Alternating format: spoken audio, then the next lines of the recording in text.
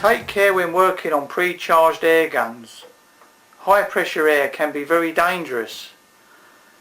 Make sure the cylinder is completely empty before you attempt to work on it.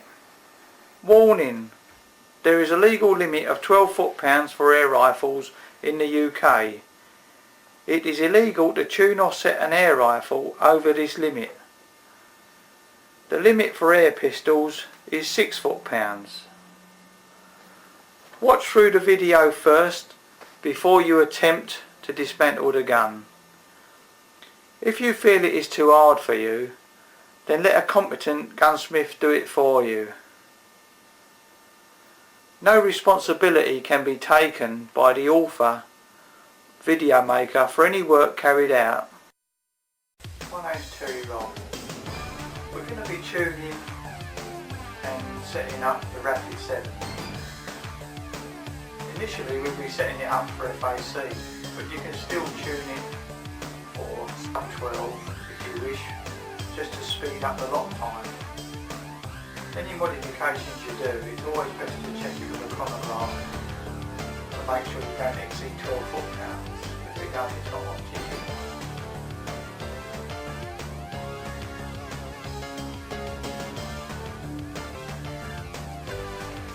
Warning: there is a legal limit of 12 foot-pounds for air rifles in the UK.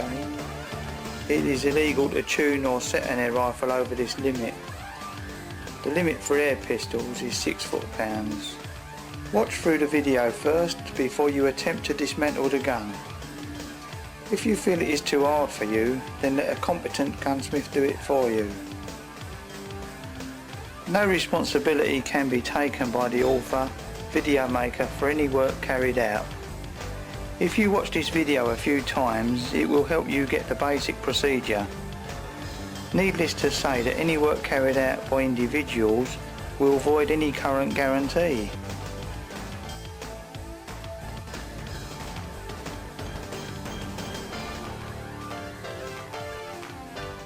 We're going to tune and service the Rapid 7. We'll tune this one to FAC. You will need an Imperial Allen key set. We're going to use the Robb tuning kit, seal kit and valve. This is a stronger modified exhaust valve. You will need a 21mm spanner.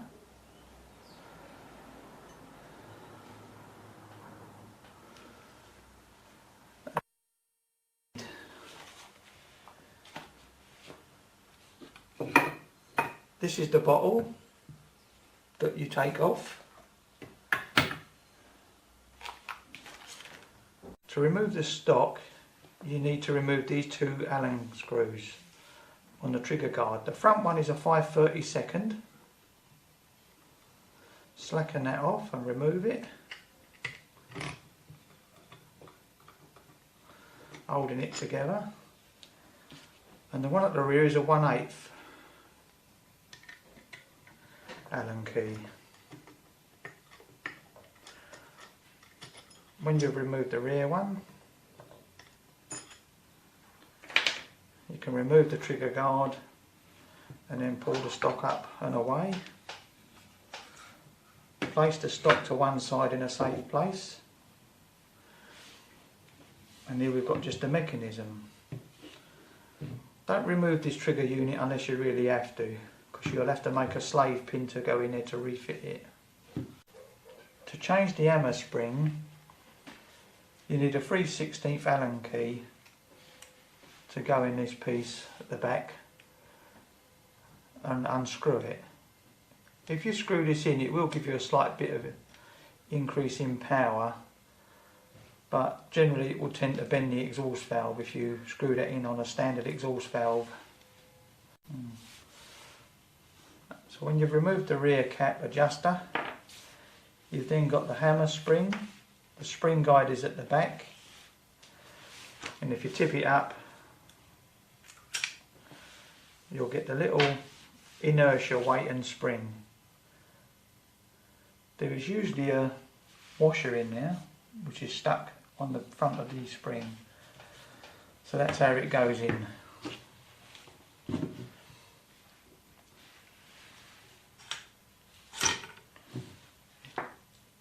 There's the hammer. I normally like to fit these with the spring guide at the front and use a brass one, which you get in the kit. If you're fitting the brass spring guide from the kit, you can do away with that washer or use it, it doesn't really matter.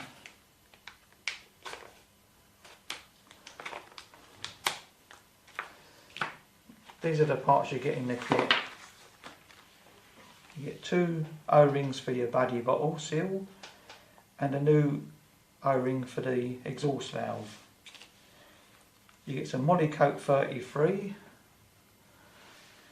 some exhaust valve springs and some hammer springs with a spring guide. You can see the comparison of those springs.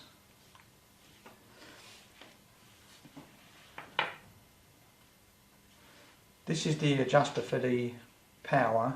If you screw this in, it will increase the power, and if you screw it out, it will decrease the power. This one hasn't got a lock nut on it. You will find on the older models that they've normally got a lock nut there. We do a conversion. If you've got the late one that's got an unadjuster on the front, what you can do is you can heat this up without getting it too hot and fit an adjustable screw like that with a lock nut.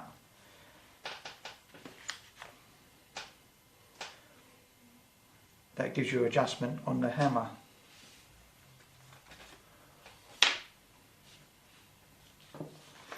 Just have a look at these springs and compare them with the standard spring.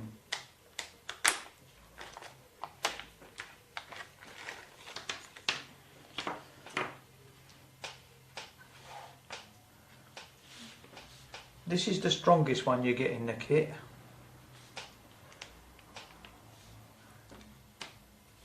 And going from the weakest, which is that one. Next one up from that. Then that one. And that one. So there you're going from weak to the strongest. This is a very soft spring. And this is obviously a lot harder.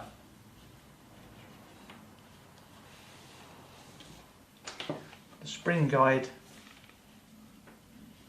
goes in the front like that.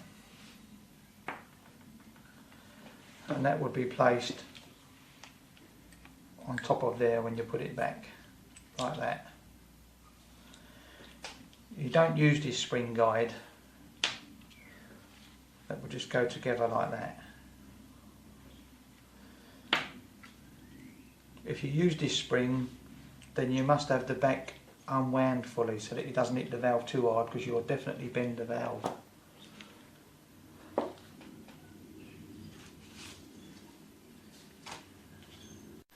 You now use your 21mm spanner. We've placed some wood in the vise and some cloth to protect the mechanism, because these are normally quite hard. You place this in like that and do it right hand thread. It's normally very hard. That's it. And then you can unscrew the bottle holder at the front. So now we've cracked that, we'll get back to the bench. Right. Once you've released the tension on this nut, you can unscrew this bottle holder nut.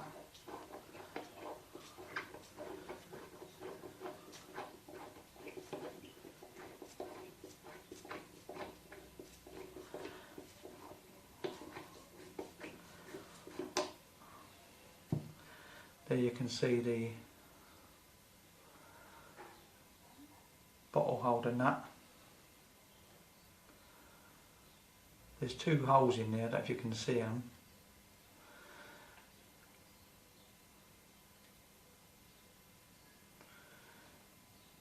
Some have only got 1 hole in, but on the older models they've got this cross pin here. If you tap this out, put it in a vise and tap this pin through, this will help the airflow instead of it having to go through the threads, it can bleed through more direct up into the chamber in now. At the front we've got the exhaust valve holder that you need to undo. For that we used a 3/16 Allen key again. These again are normally quite tight.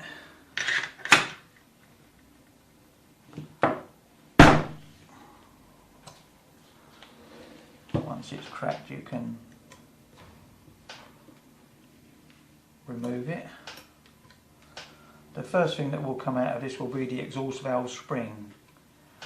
This spring is what holds the exhaust valve closed so that the air pressure can get behind it and hold it even tighter closed so it doesn't leak.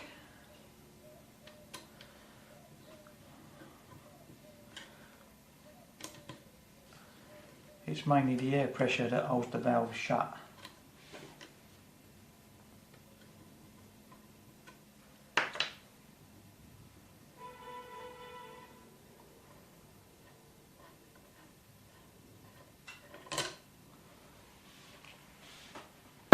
Here we have the exhaust valve spring and the exhaust valve.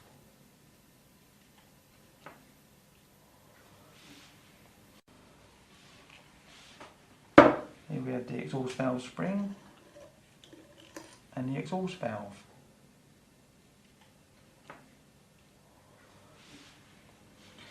The seal unit is still inside.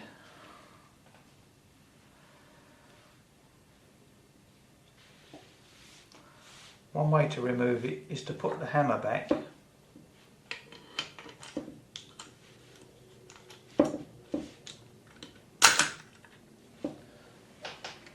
Screw the back end cap in .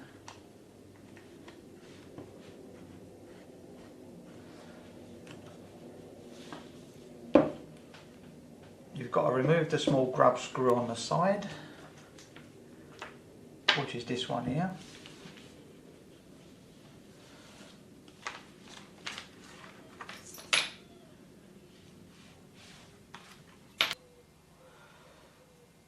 We're going to use a 62 thou Allen key, which is what this one measures.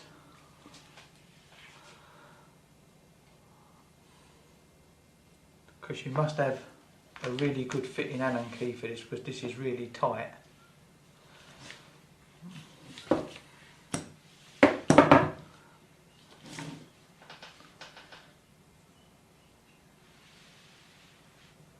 Make sure it's locked in there solid.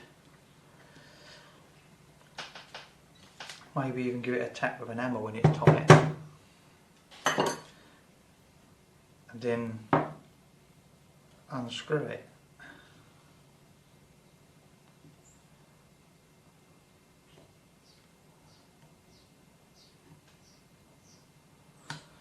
It's got some sort of thread locking compound on this.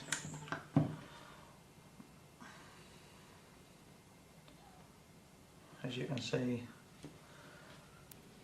once you've removed the small grub screw on the side, you can cock the gun, place a cloth just at the front to catch it, and then pull the trigger.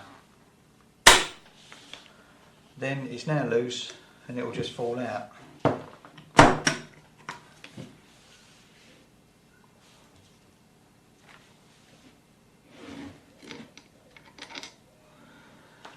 And here is the valve guide and seal holder.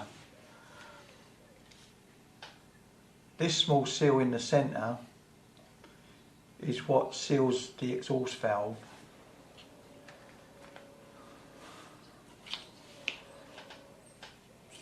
Like that. Take the valve spring off so you can see the exhaust valve.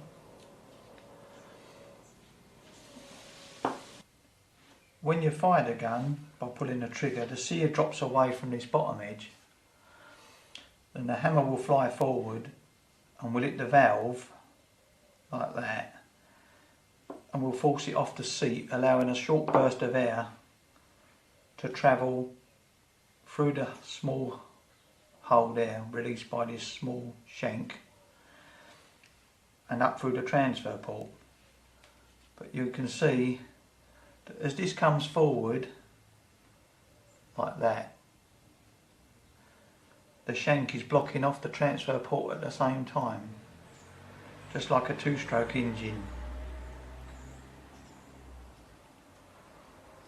If we put a valve in that's got a longer opening time and a shorter front of the valve here, because this valve, when it's hit open, if you start hitting it hard, the valve spring is on the end like that, but this will eventually come back so far and hit the end of the cap like that. With this type of valve, if you hit it too hard, it will strike the end cap. Even though the spring is there, it might hit the end, and as you can see, it's only about 85 thou thick in the middle and it can bend. If we look at the other valve that we make,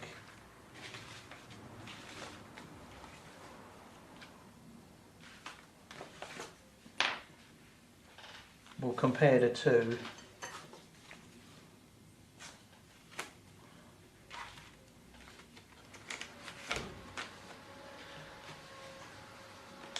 These have got oil on them to protect them from going rusty, which you have to remove completely with a degreaser. And if you compare their valve with ours is at the front,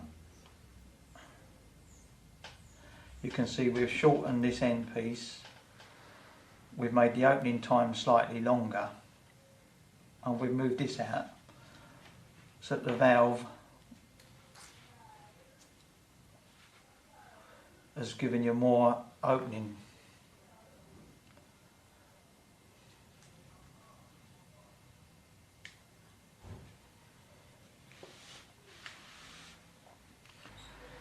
If you've got the later Rapid 7 that hasn't got this cross pin in it, you can drill a 1/8 hole through there each side.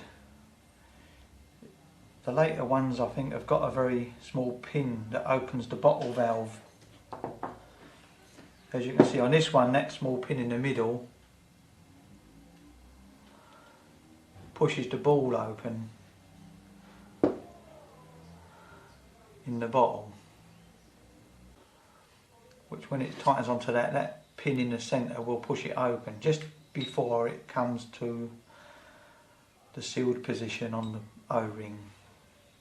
It will then start to open the ball. By drilling or remove this cross pin or drill the hole on the later ones, you allow the air to flow more directly rather than trying to creep through the threads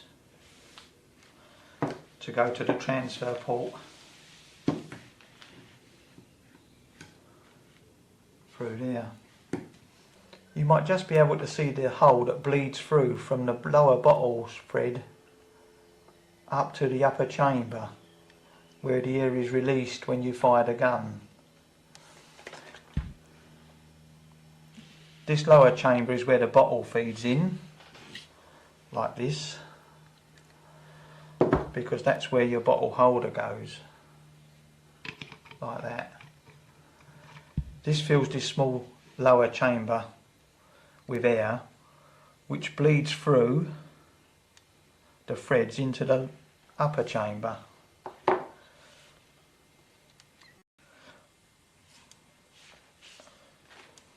It can only bleed through these threads with the cross pin in. When you remove the cross pin or drill 2 small holes there to do the same thing, that will allow the air to flow up quickly and give an afterflow when you fire it.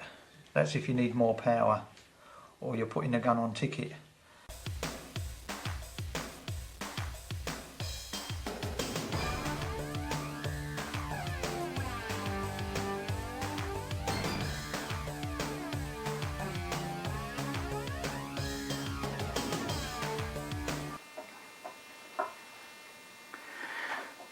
Here I've unscrewed the pin that opens the valve on the bottle. This part is screwed in there like that. When you screw your bottle on this end, this pushes the ball open and lets the air flow into this chamber. Because if you drilled a 1/8 hole through this, it will obviously allow a better airflow.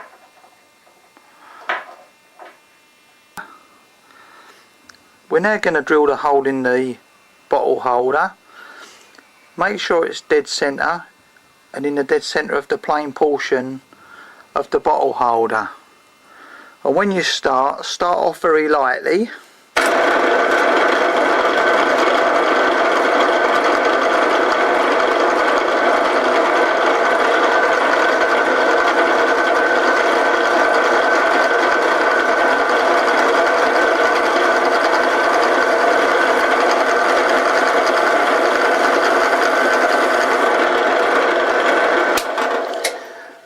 Once you've actually started, then make sure it is still dead true and dead centre.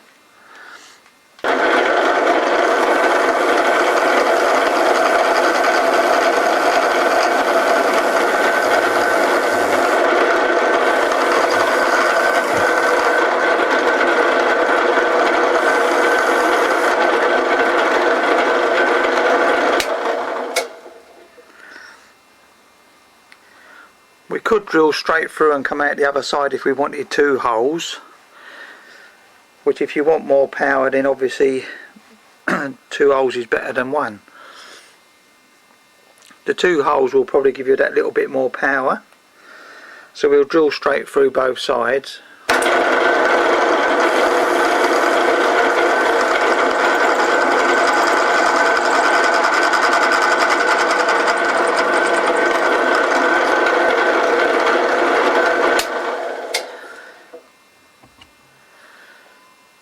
Make sure you get every piece of debris out from the bottle holder. You can see there's a fair bit of swarf in there. I'm going to blow it with the airline now and then clean it out with some degreaser. Now we've got the bottle holder with the hole drilled through, we can screw back the valve opening pin, ready for assembly. Whatever you do, don't drill this cross hole in if you've still got this in the middle, because you will obviously drill through the pin as well and weaken it. If your gun is leaking through the barrel, it's usually a sign that this seal near the centre is damaged, worn out, or this exhaust valve is bent. If your exhaust valve is bent, you've got to change this seal and this exhaust valve together. To change this seal,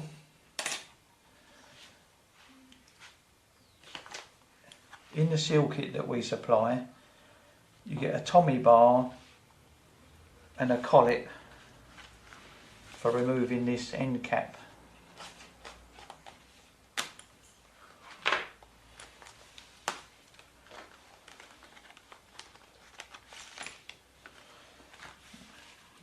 These are the seals.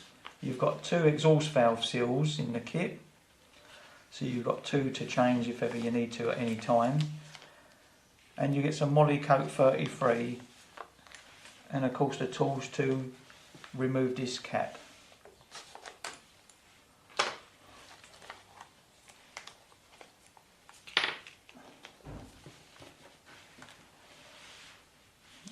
The Tommy bar will fit in this hole, and this collet pulls over this end, so you can now grip this collet in a vise and undo with the Tommy bar. We can now place it in the vise. Place some cloth in the vise to protect it, and then tighten up on the collet firm enough but not too firm, because you don't want to distort the body. We'll just knit that up a little bit, just see if we can Yeah, it's starting to go. That's it. Undo the body.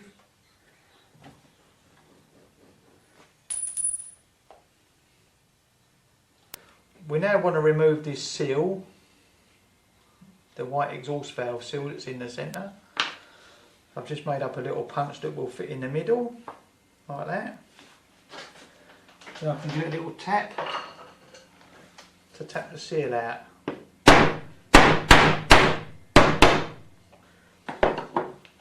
That's it. A little bit more.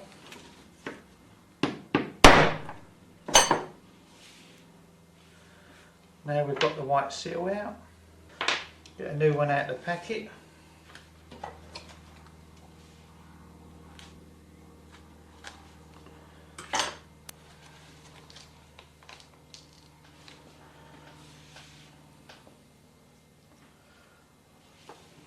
We've got a new seal.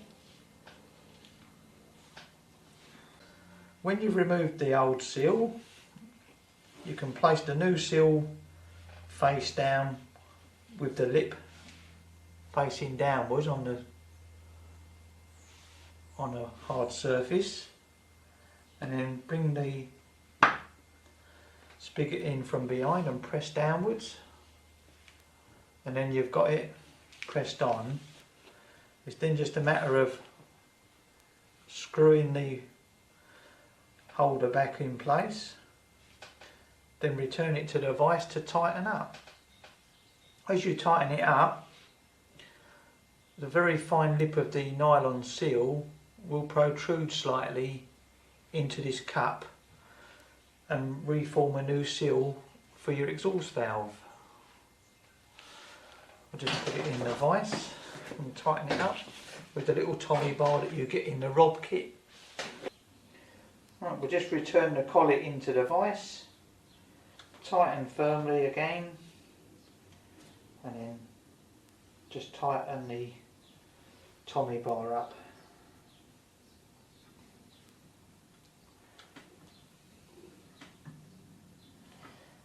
And the Tommy bar's done up firmly. You can then remove the collet. Right.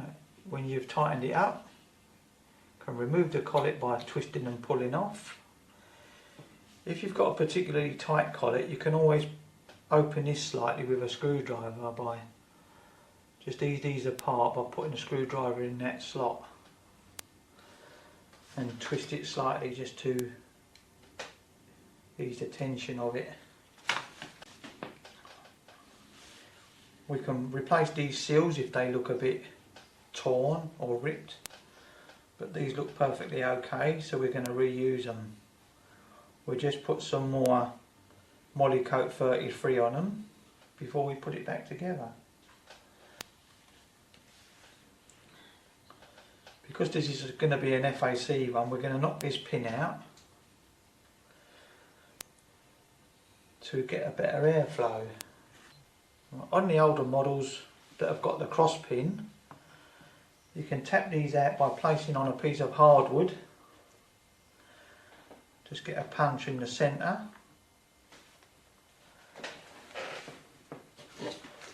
Then with a hammer,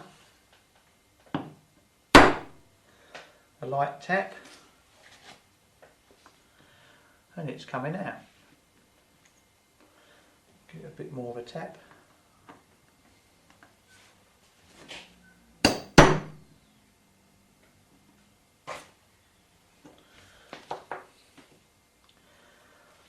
Pull this pin out and pull it out.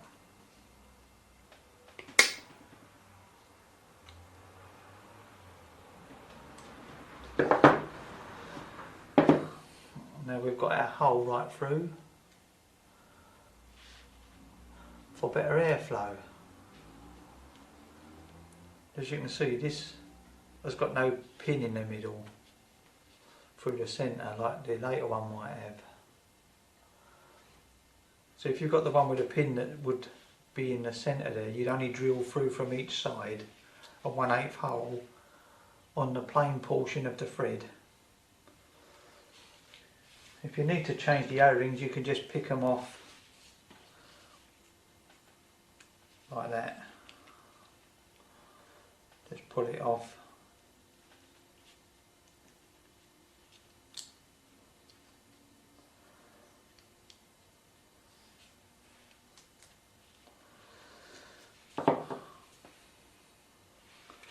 Replace with a new one.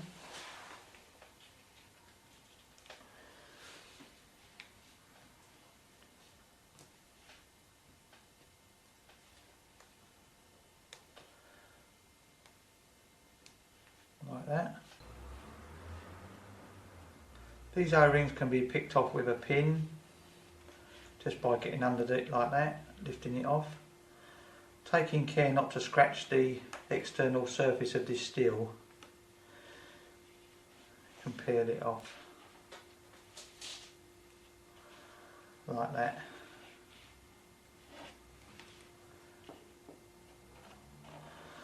Pull it off.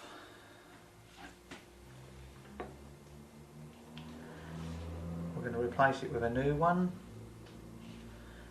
even though it was alright.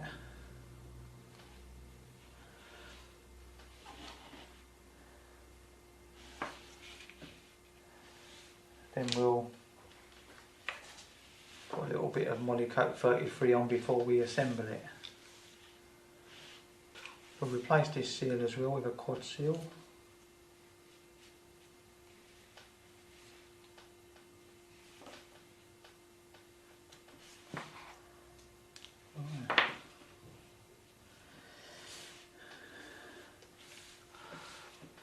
Replace with a new seal.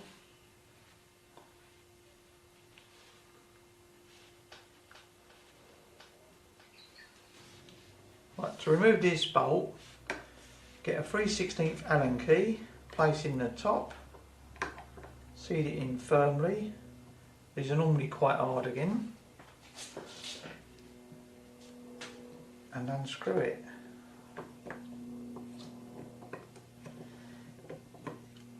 If you want to change the calibre of the gun,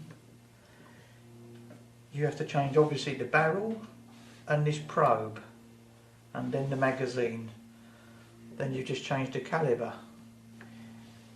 If you're going from 177 to 22, make sure you check the power after, to make sure it hasn't gone over the legal limit. If you want to remove this locking plate, 3/32 Allen key, place in firmly, and unscrew the countersunk Allen screw. This will then just lift out. We'll replace it because we don't need to do anything else with it.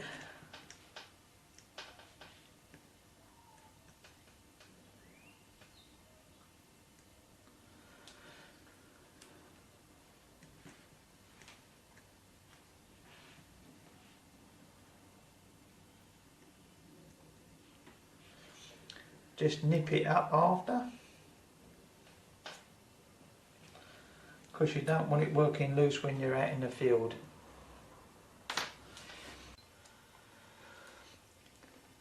In the bottom there you can see the little locking peg that locks the bolt when you pull the bolt down, and also pulls the hammer back. If you want to remove this bolt and probe, you need to get a 3/32 Allen key again and place it in that Allen screw and unscrew it. When you take that out, make a note of which way round it goes, because the little peg will only go in one way.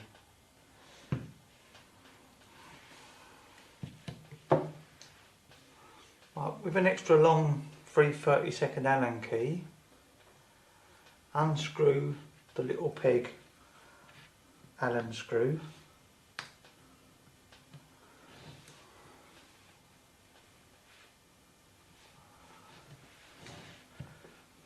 Don't forget to make sure you know which way round it comes out.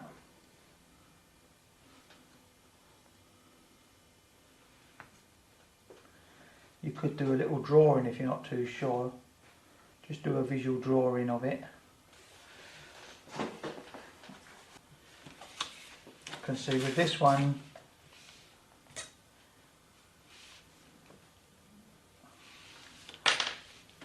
the Allen screw is like that.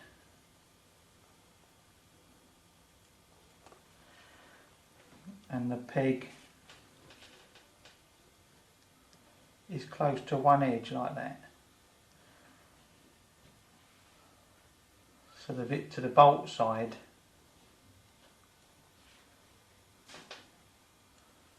has got the larger portion there. That's how I can tell which way round it will go back. Then remove it.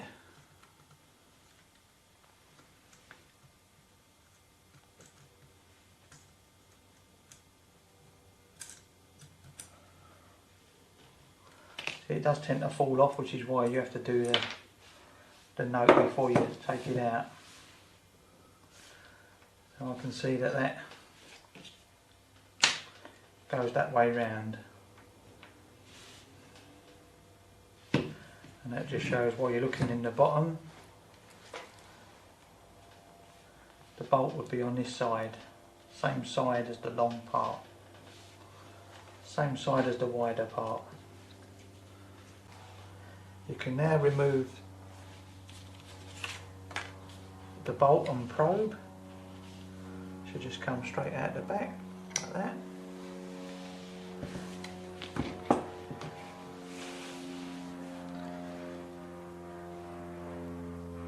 If you're getting leaking at the barrel when you fire it, it's the spring tension on this probe or the seal between that and the barrel face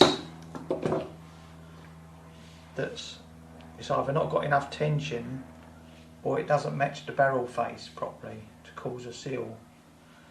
But you will find if you do increase the power, the extra pressure might be forcing this back a little bit more against its spring. The cure for that is to put either a stronger spring in there or shim it out so it's held a little bit tighter. And you do that by getting some circlip pliers in there, remove that circlip and put a stronger spring in, or a little bit of shimming that you get in the Rob shim kit, which is there.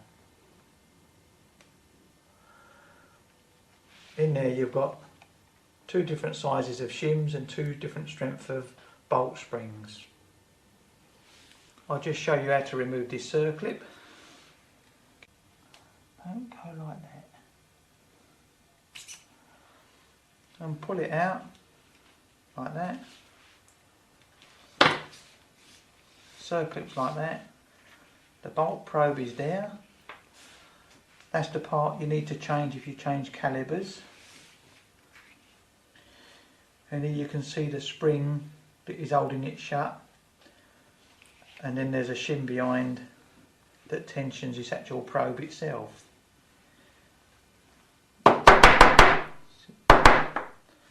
Don't know if there's any more in there. Just have a look. Yeah, you've got some more. This is like a serrated spring washer to have a little bit of give.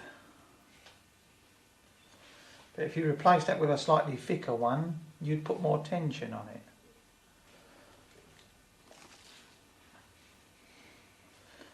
So the spring one goes back in first.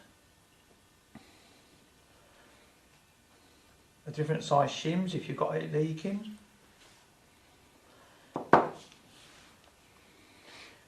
Then the pellet pusher and spring with the probe. You place it back. Get your circlip and your pliers.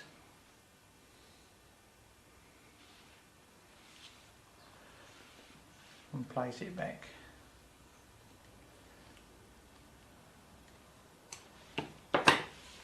Once you've replaced the circlip back, just make sure it locks into the groove and it's away again. Now to replace it,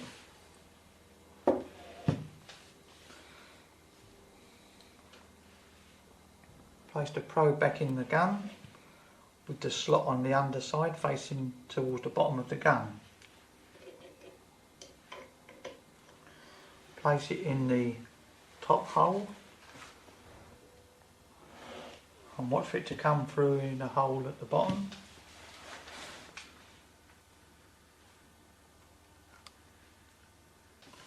Like so.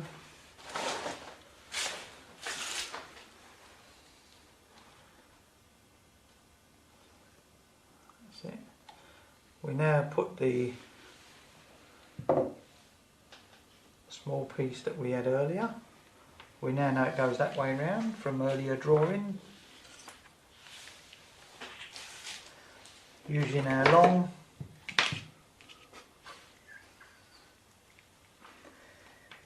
using our long 3/32 Allen key. You might find it easier to hold on its side so that you can feed it in to replace the little peg.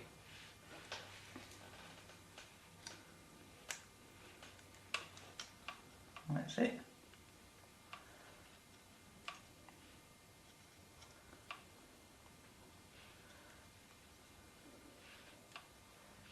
Tighten it up firmly.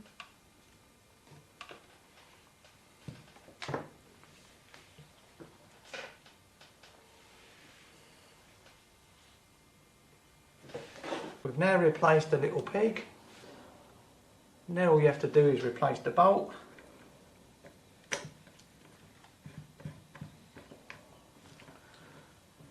Again, just nip it up with a 3/16 Allen key.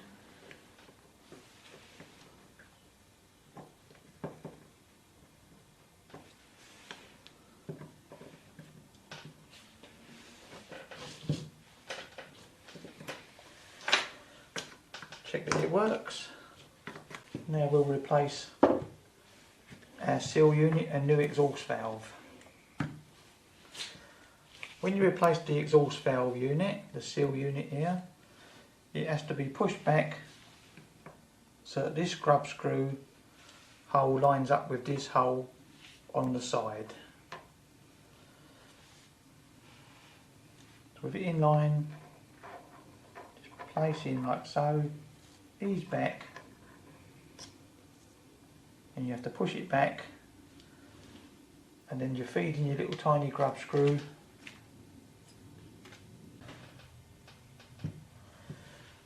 When you can see that it hasn't lined up quite in the hole, you can just line it up with a little probe so you're directly in the hole, and then replace the grub screw. You could place some weak Loctite on the threads, but you'd only need a small amount, because as you can see they can be really hard to get out.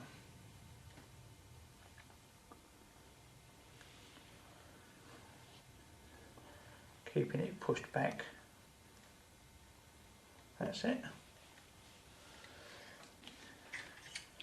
With your new valve, you've got a very small seal in the seal kit. Just ease that over the end of the valve, which is a bit hard, it's so tiny.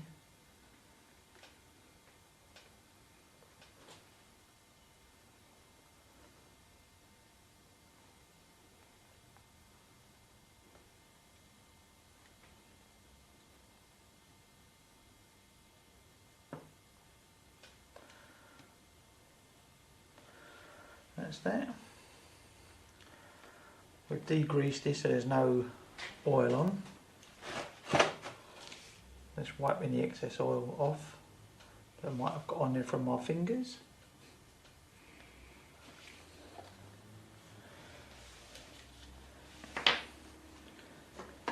Cut this tube of Molykote 33.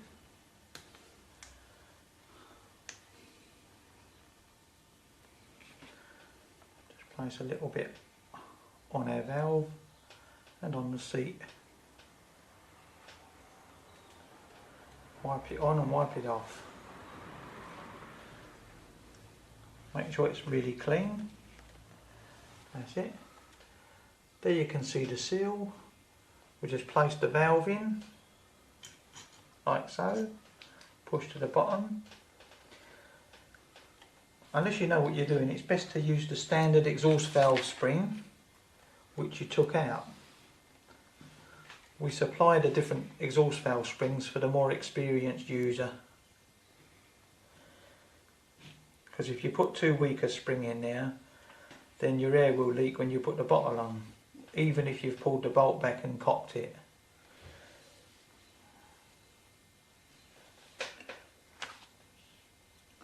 And place your cap back.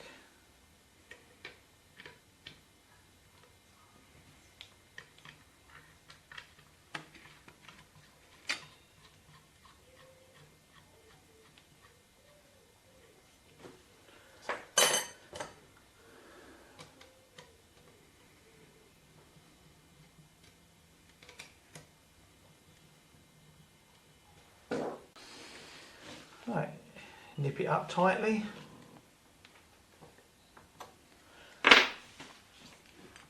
And that's that done. We've now just got to return the bottle holder screw in. Place it in there.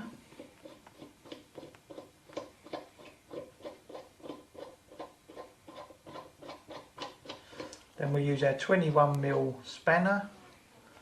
Place it back in the vise.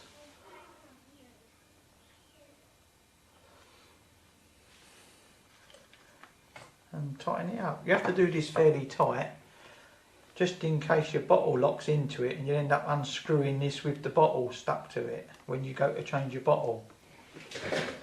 And you don't want that, do you? Here we've got the different strength springs. Select which one you want, depending whether you're going to put it on ticket or not. We're going to use the middle range one, which is 3 inches with the thinner wire, which should make it quite powerful. So we've got to get our hammer and inertia weight and spring. If we wanted to increase the power a little bit, we would screw this in slightly. To do that, don't just try and screw it in, because these are Loctited together. What you do is, I normally place this part in an aluminium vise so it keeps the heat away from this hardened surface. Heat it up just enough to break the thread locking compound, and then this will unscrew. You could then put a 2BA nut on it so that you've got some form of locking. Here we've got the lock nut and screw. If you put this 2BA nut on that screw, you'll be able to make it lock in without using a thread locking compound. So place the spring in first and then the inertia weight, and then we'll put the spring guide in and spring. Place that in the gun in the back, in the bottom hole, holding the trigger back so it can go forward like that, and then just screw on the rear cap.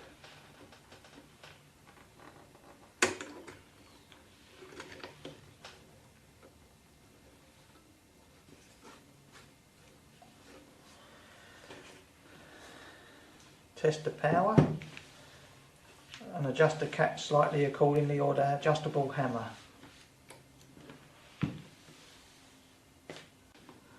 We've screwed the adjuster in level at the back. But I'll just show you, just in case you want to change the barrel at any time. The barrel is only held in by this screw here and a screw in the centre underneath this scope mount. Undo the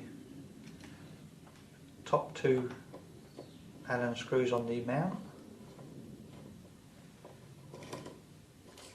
Remove the top mount. These actual Allen screws are not imperial but 3mm metric, so make sure you use the right Allen key for that.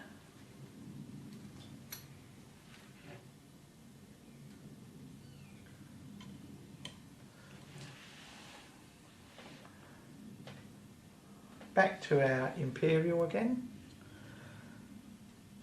5/32 Allen key, remove the Allen screw, like so,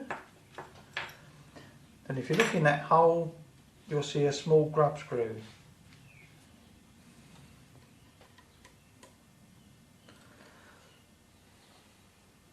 Using a 3/32 Allen key,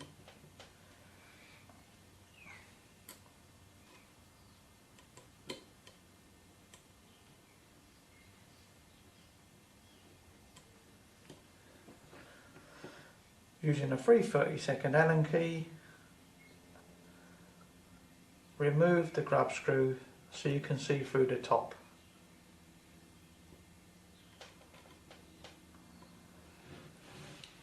Note that the barrel is flush with this face before you take it out, because that's how your other one has got to go back. Then all you have to do is slacken this one off on the side.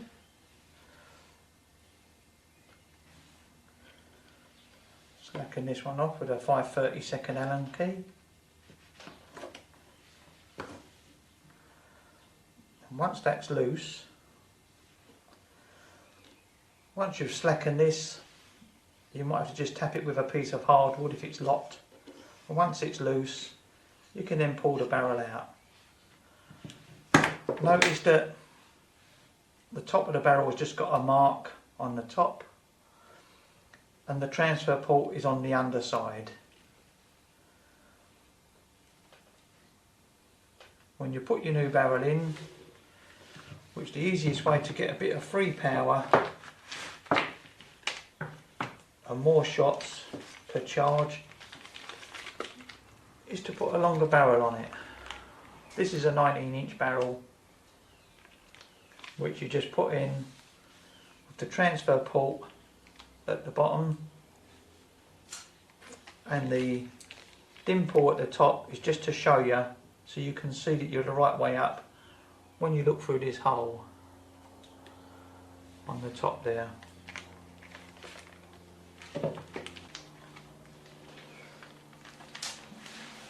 We're going to replace the standard barrel for now.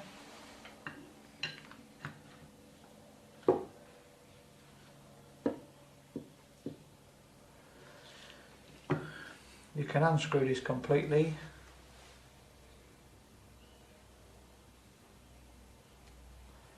Place this in one side with the chamfer facing at the bottom, and the chamfer on this side at the bottom again.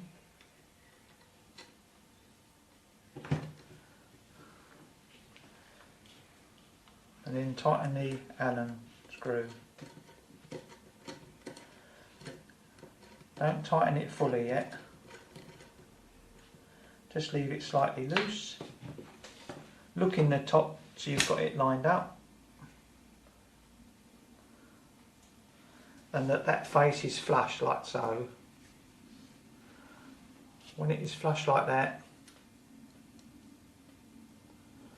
just gently nip that up a little bit, recheck that it's in line and that your magazine will fit, and then tighten the side fully when you're happy with that. Nip that up, replace our grub screw. Now all we've got to do is replace the mechanism back in the stock and check it on the chronograph.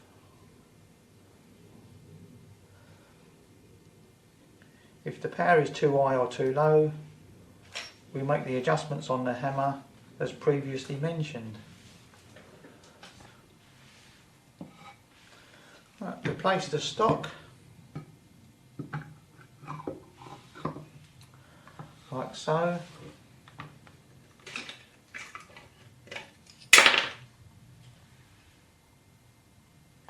Place the trigger guard there, small screw at the back, large Allen screw at the front.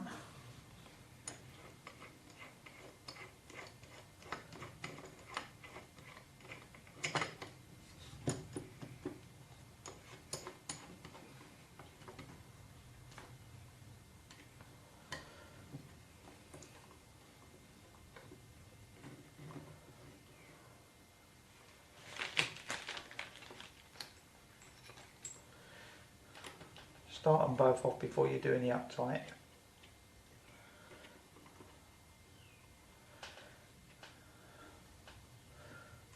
Tighten the back one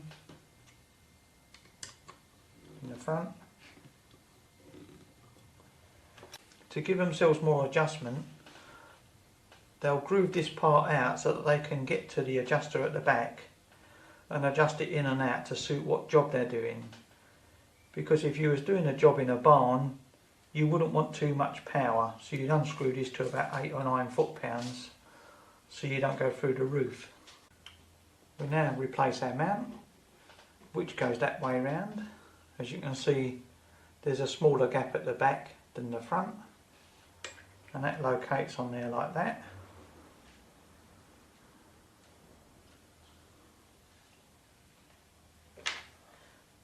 Drop our screw in.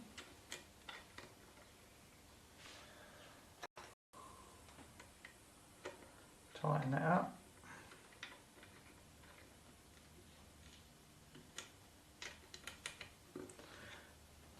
Firmly, because you don't want your scope loose.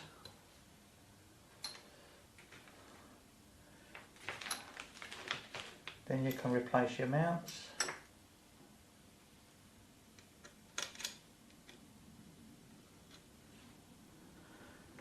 Using your 3mm Allen key, replace the caps.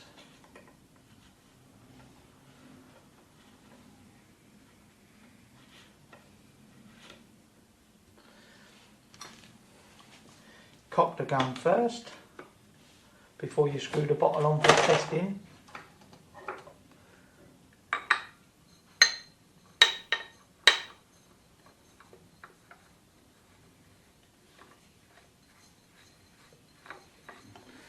When you tighten the bottle up, when you get near the end, just tighten it up smartly to prevent any air leak and blowing your seal on your bottle O-ring.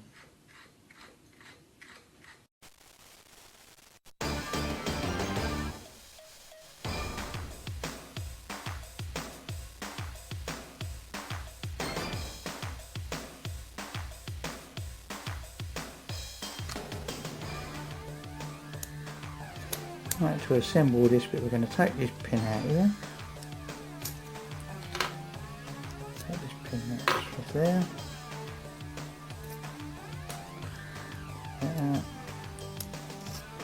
Get the sear out.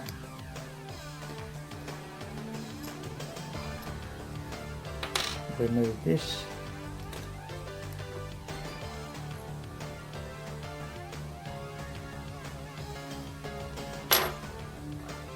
Actually goes together with that round there like that.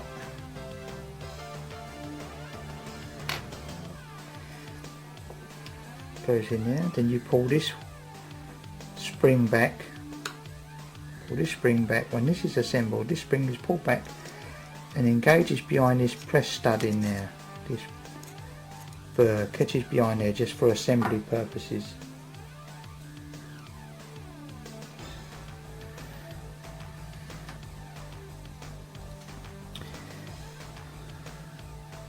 So right, here we go.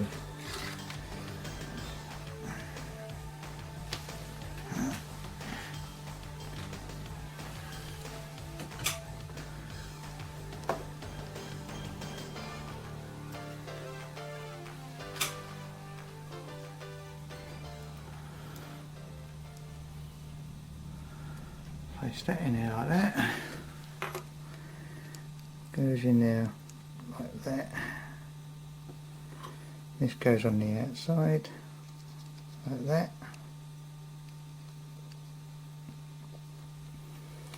Using a rounded pin. Here you can see I've made one 733 thou long. Got a nice radius on the end there to aid alignment.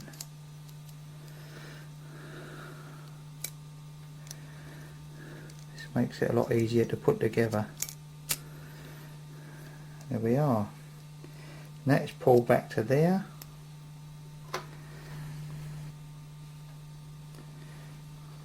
Get this one in first because it goes that way round. you can put it in upright like that.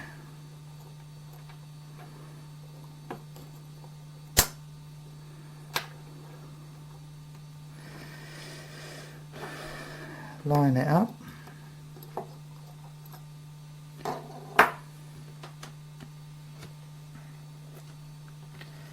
Place the spring on there like that and just push it through.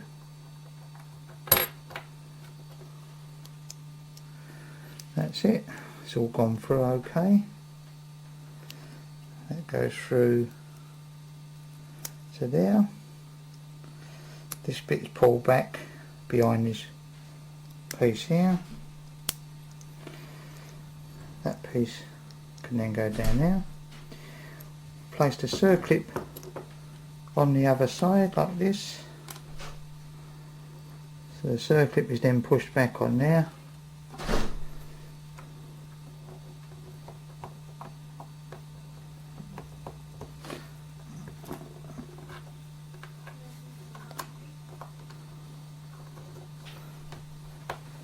Like so. Here you can see the way the trigger works. The hammer is pulled back, tries to come forward, but it's hooked onto this hook here.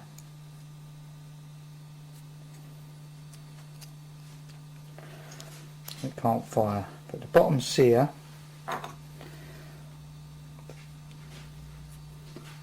here is hitting on this top sear. So when you pull it, it will then allows that to drop, and the hammer will then fly forward. This can't ping forward because it's obviously in the body, so that is held back by the body internally.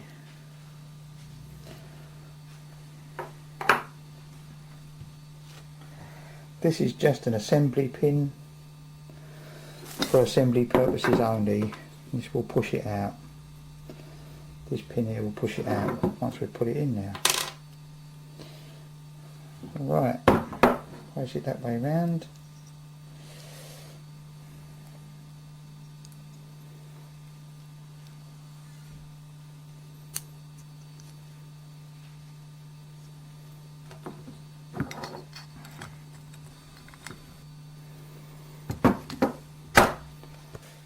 Here I've got the pin that come out of it. That end is standard, a sharp edge, straight, square edge. I've just radiused the front edge of it, this end, to help it align itself as it goes through. Place it in the pin hole there.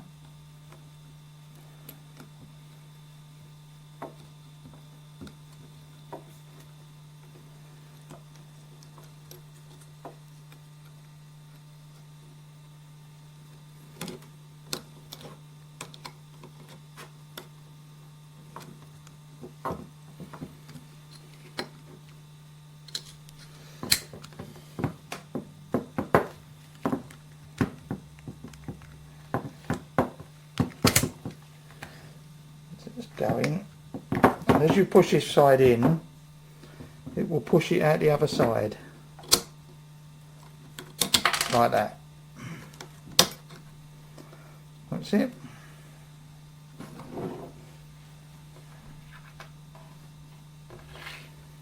Then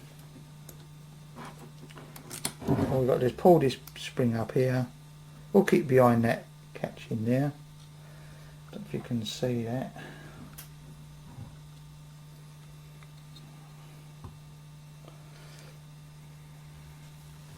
Hook the spring behind that catch there.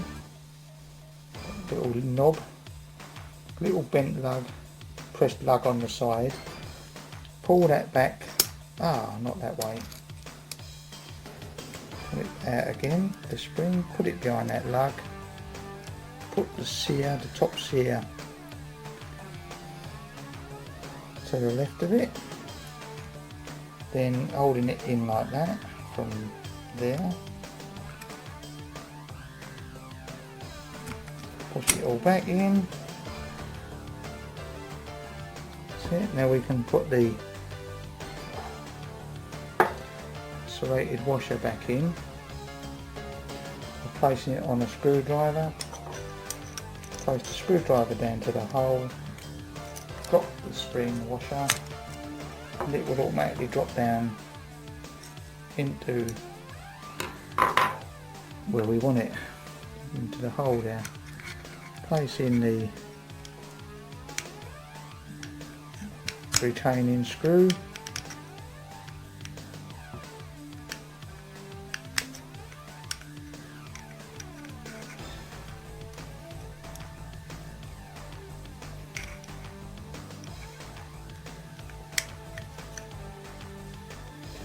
Do it up.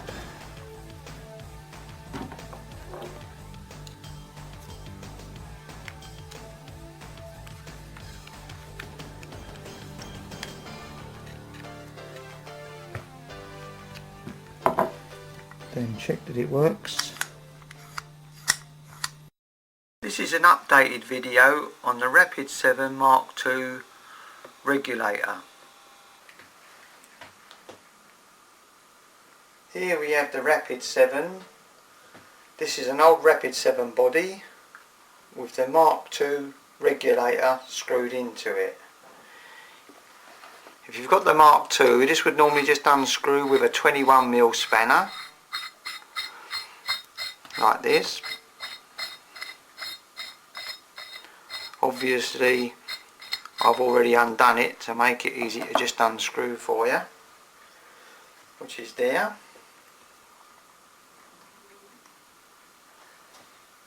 And here you can see the adjuster. This can be removed with an Allen key, which is 3mm,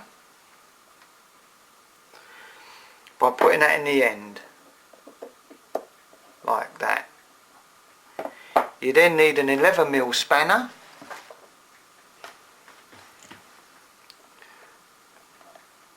put this to undo, so you can hold it like this and then unscrew the nut like that.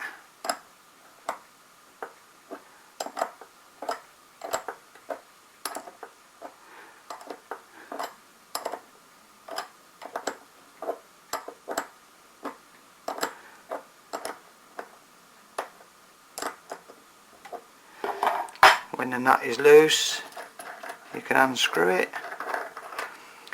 Make a note of which way round these washers are, because these put some tension onto the regulator unit inside. When you've got these off, you'll see there's a, when you've removed the nut and the washers, you'll find this circlip inside like that. So you need some circlip pliers like this to get that out. Squeeze them together and just pull it out like this, and that will allow you to pull that out. This is the regulator. There is the seal on the end that seals against the very small hole in the end, which you can't see with that layer. But we'll remove that. To remove the disc that's in there, if you can see that,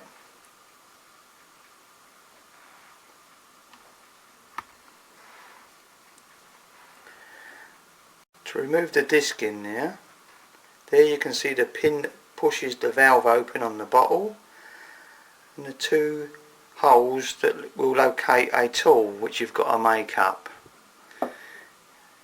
You make the tool by turning a piece like this,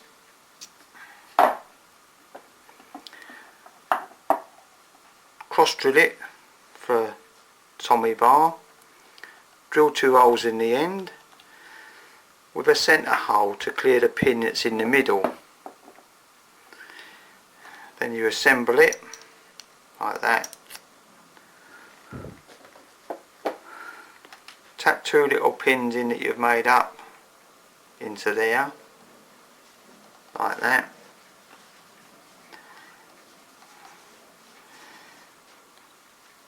We'll probably make these so that you can buy these if you can't make one, and they end up looking something like that. This is then a good fit in the bore like that, locks in. Then you can just unscrew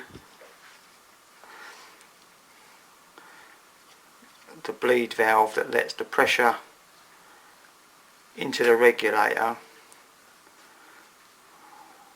like that, and there you can see it's got a pinhole through the middle.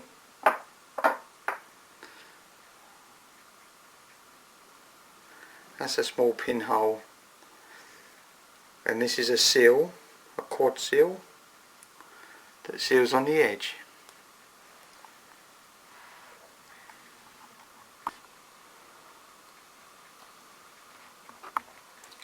For the regulator to work properly, you must have a good seal on this when it's resting against the pinhole seal there, like that. If your gun's being irregular, it could be that this is leaking a little bit, or that these O-rings are leaking, or this one. So change those as a matter of course, and then put it back.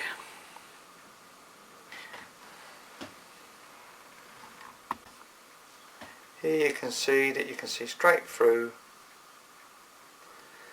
the regulator body. Right, to replace this with the circlip, hold that in just like that, so you've got the groove there. Replace the circlip on the groove, squeeze it together and just ease it in like that, and ease it back in with your fingers so it pops back into the groove.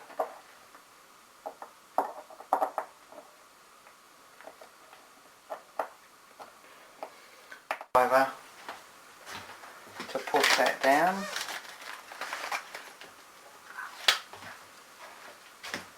till it clips in. Hold it in like that, and that's it, popped in. Now can't pull out but can move.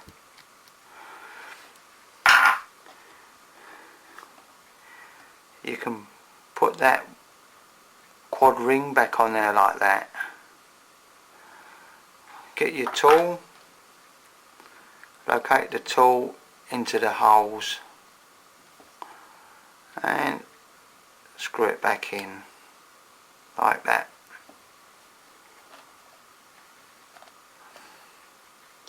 Just nip that out like that.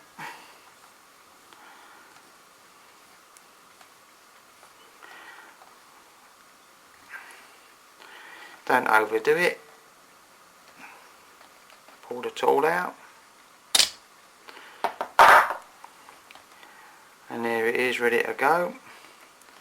Replace the washers. These have got a slightly concave face, so the dished end is facing outwards like that. This is to get some spring effect that will control the regulator. That one will be dished out.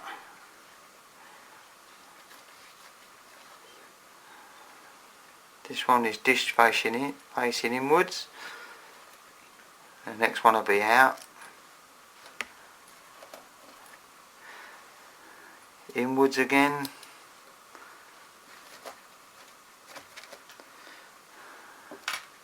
Then out.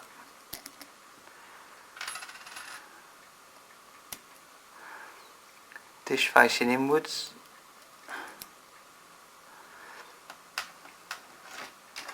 And then the last one will be outwards on this particular model. Put yours back the same way it came apart. Then the washer. Then replace the nut. like that.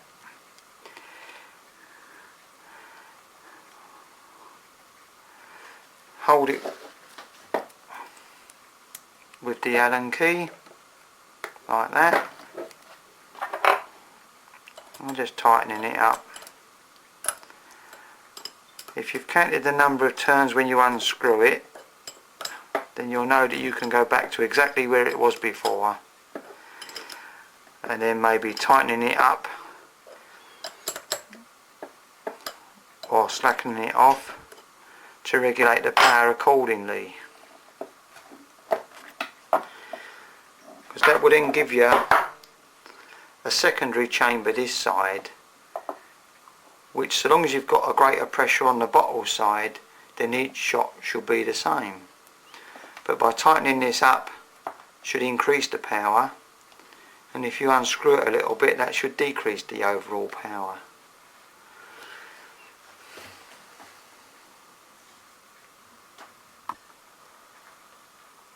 These are the dimensions I made my tool from, which seems to work okay. So if you make yours similar to these dimensions, that should fit the circular disc if you want to remove it. But again, we'll probably make a few of these if you wish to buy those. The Allen key that fits in the centre of the unit is 3mm.